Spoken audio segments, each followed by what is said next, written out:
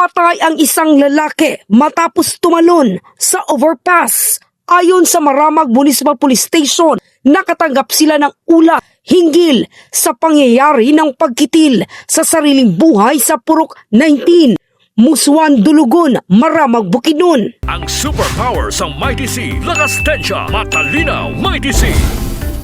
Hindi naabutan ng PNP ang nasabing individual dahil agad siyang dinala sa Bukidnon Provincial Hospital. Tumalon umano ang biktima mula sa overpass na may taas na 40 hanggang 50 talampakan. Naiwan pa ang kanyang tsinelas sa lugar. Napag-alaman na may depresyon ang hindi pinangalan ng individual. Wala namang nakitang foul play sa naganap na insidente.